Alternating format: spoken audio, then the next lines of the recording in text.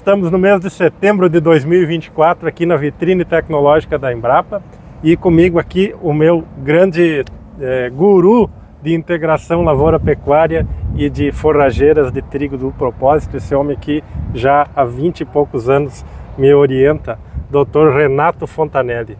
O que tu tem para nos dizer hoje? Tenho que dizer que me sinto lisonjeado, mas na verdade a gente somos colegas e trocamos figurinha, né?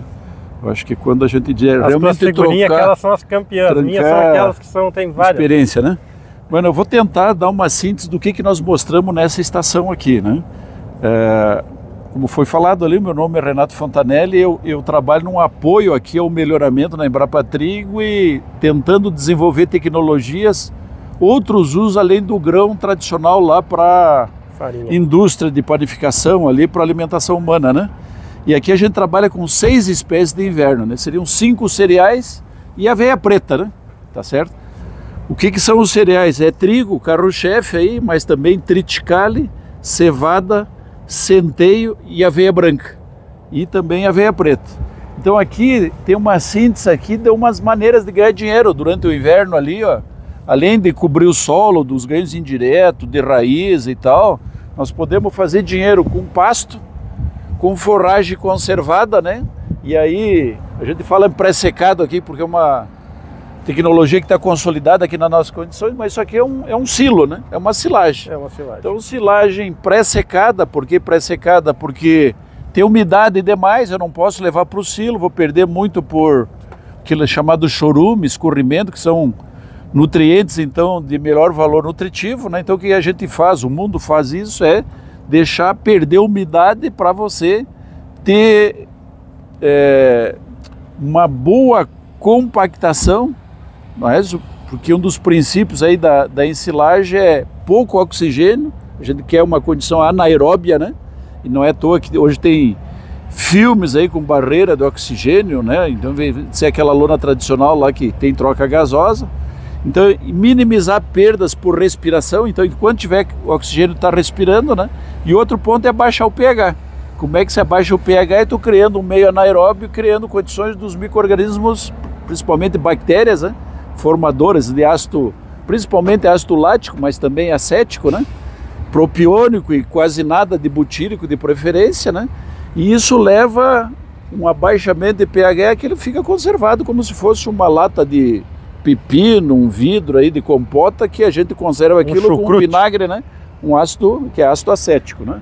Então veja aqui, ó, aqui nós falamos 2 tipos, 3 tipos de silagem, mas no mundo aí tem 5 tipos, né? Os Estados Unidos separa pré-secado de emurchecida e às vezes é questão de concentração de matéria seca aí, né? A partir de 30% dá para você fazer essas bolas aqui. Mas o que é o esperado é de 45% a 55%. Até porque daí o custo de operação e do plástico é diluído em mais matéria seca. Mais matéria seca. Então, às vezes, tu pode dizer assim, ó, eu estou comprando essa bola. Daí o cara diz assim, quanto tem? Ah, tem 600, 700. Quanto a bola? 300, 350. Qual é o teor de matéria seca? Não sei. Tá. Qual é o valor nutritivo? Não sei. Tá aí a dica. Presta atenção na quantidade de umidade e, por consequência, de matéria seca que tem numa bola. Agora veja bem. Porque às vezes você pode estar comprando 20% mais água numa do que noutra. Exatamente. Veja bem, ó. Eu posso ter uma boa fermentação com 30%. Mas se eu comprar ela com 45%, eu já ganhei 15% de matéria seca. Na verdade, de 30%, mais, quase 50%, 40%. Não, é 50% de 30% para... Está comprando só metade. Então o que eu penso assim de uma maneira bem simplória, o que está aqui dentro, metade deveria ser água e metade matéria seca, né? Então seria, em inglês, isso que a gente está vendo, o capim seco, a gente chama feno, em português, hay. E em inglês é quase o mesmo nome aqui, silage, né? Eles têm um termo que chama haylage, o intermediário entre o feno e a silagem, tá certo? Então... falei aqui, mas a gente já experimentou aí fazer silagem só de espiga, né? Porque a dificuldade de trilhar grão úmido e principalmente, você falou em triticale, que é uma cultura importantíssima aí pela robustez, pela rusticidade, né? E por último aí a gente diz, olha, é grão. E nós temos variedades aqui só para zootecnia, para alimentação animal, seja ela suínos, aves, né? Mas principalmente, no nosso caso, ruminantes aí, tá certo? Veja bem, o que limita a produção aqui na nossa região não é proteína. Proteína a gente produz muito fácil, tanto no inverno como no verão, desde que a gente tenha pasto. Mas, então é comum, aí presta atenção, essa, Marcela, é para ti, ó. O produtor pasteja, não, o produtor não pasteja, quem pasteja são os animais, né? O produtor pastoreia, é o pastor, Pastoreia. é o pastor, aí, né? aí. Então veja bem, ó, eu posso dizer assim, ó, eu posso ter o que eu quiser aqui, em termos de ciclo, né, dentro de certos limites, né, posso ter, e você conhece materiais aí até melhor do que eu, aí, Tarumã, Tarumax, né, eu posso ter, embora a genética dele aí seja de 5 meses e meio, a gente, por época de semeadura, por necessidade de frio, com nitrogênio e tal, nós podemos ter 180 dias de pastejo, tá certo? Então nós podemos fazer esse tipo de combinação. E aqui a gente tenta dar uma ideia, né, do que eu posso dizer. Isso aqui não é o mínimo, né, fazer pré-secado. Esse ano eu estou avaliando 38 materiais. Ninguém produziu menos que 2 toneladas esse ano, né, mas tem anos que produz menos. Esse ano foi de 3 a 7 toneladas, média de 38 materiais, 3.043 quilos de matéria seca. Matéria seca, né? Isso, matéria seca. Pré-secado dobra isso aqui ou até um pouco mais. Até mais, né? É. Quando a gente pensa assim de 40%, isso aqui é 12 toneladas 12 e meio. toneladas Né? de pré-secado. Então é comum aí, ó, tirando ele verde lá, ter 20, 30, ou seja, 2, 3, 4 quilos no metro quadrado. Ou seja, 20, 30, 40 toneladas de verde. Matéria verde. Só que esse ano deu tipo assim, 12, 13% de matéria seca lá. Então tem que gastar mais tempo para perder água para chegar lá nesse ponto que conserva bem, né? Isso aqui parece meio utópico, né? Mas eu tenho trabalhos já que chegou até 18 toneladas de matéria seca no inverno, né? Então eu diria assim, olha, cevadas, tal, esses trigos, né, de porte baixo, médio, 6, 7 toneladas de matéria seca. Multiplica por 3, 20 toneladas do que vai para o silo lá, né? É. Mas eu cheguei a 18 com o quê? Com o serrano, centeio serrano. Mas uma condição excepcional de fertilidade, isso foi em Concórdia, lá eles têm excesso de dejeto líquido de suínos, cama de aves, né? E mais adubação química, nós chegamos a 18, nem eu, mandei fazer de novo e tal, né? 18 toneladas, é tipo mais de 50 toneladas de silagem. É raro o milho, né, que passa de 50, pode chegar a 60 lá, né? Com sorgo é mais frequente. Então dá uma ideia de quantidade, né? E aqui de grãos. E grãos não é que, por exemplo, essa cevada Corbel, nós já chegamos a produzir mais de 7 toneladas de grãos por hectare, né? E aqui a gente tenta raciocinar assim, né? O pessoal fala em qualidade e fala em proteína, né? Proteína é um parâmetro aí de valor nutritivo. Veja bem, aqui eu tenho, ó, silagem de milho, 7%. Dos cereais de inverno aqui, ó, de planta inteira, né? Silagem de planta inteira. Em torno de 12, pode ser 10, pode ser 9, mas pode ser 15, 12%. E aqui o pré-secado 20%. Veja, o pré-secado é no estágio, né? Quando está emborrachando, começando a sair as primeiras pontas de panícula, no caso de aveia ou de espiga, aí, dos outros cereais aí, né? Mas veja bem, 20%. Agora quando tu olha lá, esse tipo de capim que a gente coloca os animais, é comum passar de 25%. Não é absurdo ter 30%. Já tivemos tarumã de 33%. Então não é falta de proteína o nosso problema. Nosso problema é energia. E energia a gente pode sinalizar aqui, ó. Veja bem, ó. Isso aqui é grãos de cereais de inverno comparado com milho. Quanto é que tem de proteína no grão de milho lá? 7, 8, 9%, dificilmente, né? Agora tu pega de um trigo aqui, ó, 15%, do triticalha, arredondando 15% também.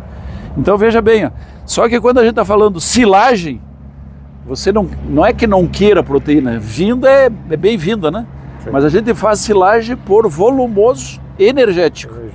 E aí se a gente pensar em termos de grão aqui, mais pensando em suínos e aves, veja bem aqui, ó, energia metabolizável, né? O que é energia metabolizável? Olha, se a gente pegasse 1 grama dessa celulose aqui, ó, ou 1 grama de amido, a energia bruta é quase a mesma, né? Você mas o bicho comendo tem que tocar. É, mais ou menos isso, né? A análise é queimar aquilo ali quanto gera de energia. Mas veja bem, ó, quando a gente faz o animal consumir, ele vai digerir. E dali um pouquinho essa perda gasosa, tu já eliminou perdas por urina, por calor, né? Então é uma energia supostamente apta para justificar mantença, ganho de peso, no caso de gado de corta, produção de leite, né? Que eles têm eficiências diferentes. Mas se a gente fosse arredondar isso aqui para uma casa só... É tudo igual. Tudo 3,8, né? Arredondando, né? Agora, o diferencial é proteína. Bom, se eu tenho o gado de leite, o gado de corte, né? Gado de corte, tu suplementar lá 0,5%, 0,8%, 1% de grãos, né? Tu dá um grão com mais proteína, pode ser interessante, depende do lote, depende da forragem que o animal está consumindo, né? Pode ser uma vantagem. Sim. Se não, cara, não é à toa que isso aqui é trabalho de uma colega lá da Embrapa Suínos e Aves, né? Isso aqui, a única coisa que tem de novo é que as variedades são recentes. Agora, 20, 25 anos atrás a gente já sabia disso aí.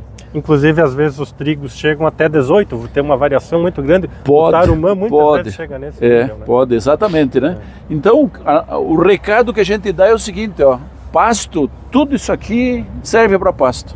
Até guaxuma, eu brinco lá, né? Uma vez um produtor queria que eu fizesse análise de guaxuma, porque tinha um potreiro, eu vi o potreiro lá, só tinha aparentemente guaxuma e os animais estavam do bom estado. Eu me neguei, obviamente, né? Tá certo? Mas veja bem, aqui ó, a gente está dando ênfase, né? Ó, o tarumã está posicionado para pastejo, né? Mas você sabe, você acompanhou aí toda a história. Na verdade dá para pasto, dá para pré-secado, dá para silagem, dá para grãos. Só que tem outros melhor. Mas veja, eu vou deixar de produzir grãos de um reponte, por exemplo. Mas, e aí a relação grão restante da planta, né? Para fazer uma silagem, então, de planta inteira, né? Uhum. E pré-secado é mais ou menos assim, ó. Quando o pasto é novo de inverno, eles são muito similares, tá certo? Em termos de proteínas, eu quero dizer, o que é melhor? Olha, tá bom demais isso aí para qualquer classe animal, etc, né? Mas à medida que vai passando o tempo, as coisas mudam, né? Tipo dizer para você assim, ó, pré-secado, aqui pré-secado, não, aqui pré-secado, ó. Eu posso ter materiais aqui dentro da nossa, vamos dizer, do portfólio aqui, vai me dar pré-secado em 60 dias. Sim, que e se eu ir lá pro Tarumã, Tarumax, Pastoreio, eu vou a 100 dias, arredondando. A menos que faça um corte para depois fazer outro corte de rebrote, como tem alguns clientes. E aí a gente tem que ir pegando, dependendo de qual é a finalidade, às vezes até semear mais tarde, né? Parece aquele troço, conceito colher, semear, depende, tá certo? Depende, eu botar muito cedo algumas... vai florescer muito cedo, um exemplo, uma aveia, né? Que às vezes está pronta para colher, se não pegar geada, às vezes em julho, na região de vocês lá, né? Tá certo? Então tem espécies, variedades que precisam maior quantidade de frio, né? E então pegar um trigo aí, tu plantar cedo aí, nossa, para ter aquela necessidade de horas de fibra, lá de vernalização para florescer, pode levar 5 meses, né? Até para elongar, né? Então é tipo dizer para vocês, é claro que se eu pego assim, ó, para pré-secado 60 dias, por mais que tenha um pique inicial, o ambiente está favorável, jamais ele vai produzir o mesmo do que em 100 dias no outro, mesmo que pegue um período frio. Tem os 100 dias contra 60, né? Então a quantidade de biomassa é mais esperada eu colher uma vez daquele tarumã, só que é mais tarde. Daí, o que eu tenho? Qual é o meu plano para essa área no próximo cultivo, né? E nós temos dificuldade, já fiz muita crítica aí para colegas da Emater que vem, vamos fazer aí o estudo do trigo, não pode ser assim, o do milho, da soja, né? O que vem antes, o que vem depois, o que tira? De repente tu teve uma frustração e daí o que ficou ali, qual é a vantagem? Nós não estudamos essas relações, que é mais difícil, né? E agora sistema como um todo. É um sistema, né? E aí é trabalho mais difícil, é tipo fazer pecuária de ciclo completo, fazer leite em relação da corte, né? Mais ou menos nesse sentido aí. Bom, isso, aqui a gente tem 4 espécies, algumas variedades que lá no meu experimento aí que eu comparo linhagens, são testemunhas, né? Tá certo? Então a gente coloca testemunhas aí exigentes, né? Pegamos variedades de aveia branca, pegamos, por exemplo, da URGS, o PF está meio desfalcada, né, atualmente, mas da URGS e do IAPAR, né? Daí pega, por exemplo, para silagem. Bom, entra os de bioenergia aí, o Energix e tal, como referência para nós saber onde que estamos. O problema é de arista, a gente sabe que isso é um mito, né? Mito. Não é problema, Mito. mas nós temos variedade sem arista também, né? O próprio pastoreio tem arista apical, o umbu era peladinho.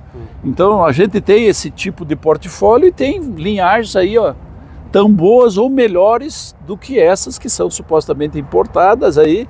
E segundo o Marcelo aí chegou a ser vendido até R$15 o quilo de um trigo, por exemplo, para pastejo e tal.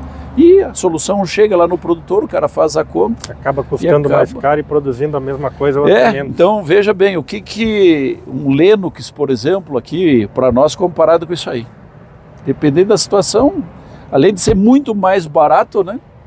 Por oferta de semente, por ser um produto local aqui, né? Quente, mas nós infelizmente não temos estrutura para chegar como nós poderíamos chegar com esse material que está desenvolvido e pago, né? Então a Embrapa funciona muitas vezes até como uma reguladora de mercado. E a Biotrigo hoje valoriza o nosso trabalho. Então uns caras, nosso concorrente, não, eu não acho concorrente não. Até porque a função da Embrapa é soberania nacional e produzir papapá. Quanto mais atores tiver, melhor. Quando tem os abacaxi aí, quem é que vai resolver aquele? Ganhar dinheiro com semente e tal, tem um monte, mas vai resolver o problema de alguma doença, alguma praga, aí é o serviço público que tem supostamente a obrigação aí de contribuir e resolver, né? Então é mais ou menos isso.